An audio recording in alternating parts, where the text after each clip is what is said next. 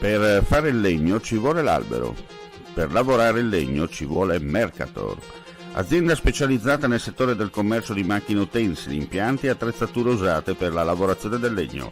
13.000 metri quadri da visitare, 2 magazzini con vasta scelta. Tutte le macchine proposte sono disponibili e visibili. Mercator, garanzia, professionalità, serietà a portata di mano.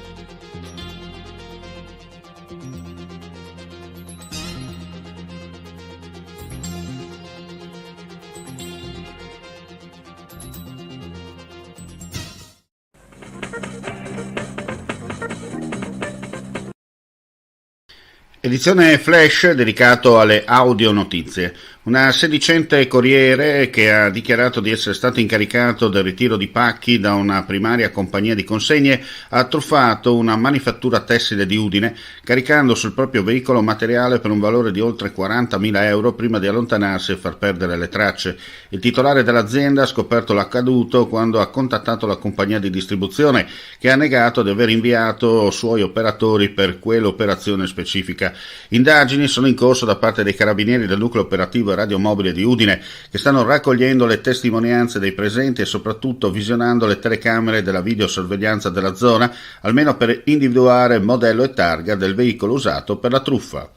Invece un uomo di 28 anni, residente in provincia di Gorizia, è stato condannato a 3 anni e 6 mesi di reclusione per maltrattamenti in famiglia.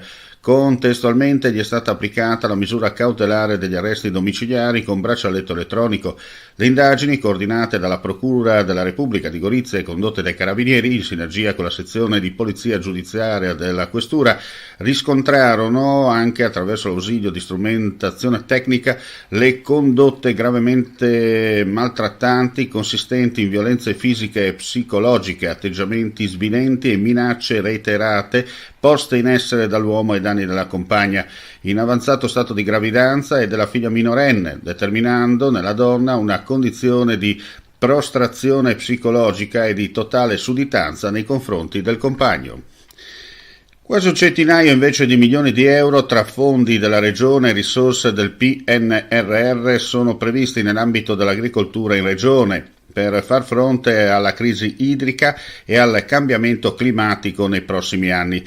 25 milioni sono già stati finanziati negli ultimi 4 anni dalla Regione per riconversione dei sistemi irrigui da parte dei consorzi di bonifica delle imprese. Altri 18 milioni sono stati stanziati quest'anno dall'esecutivo regionale per progettazione e la realizzazione di bacini idrici irrigui su diversi territori regionali.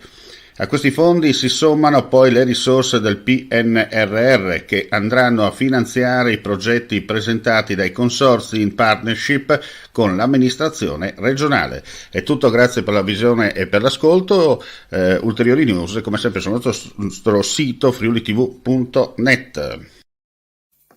Vuoi assaggiare una birra dove al suo interno scopri la specialità tipica friulana? Lumi Beer, il prodotto ricavato in 20 ettari di terreno coltivato orzodistico, biodiversità, performance ambientale.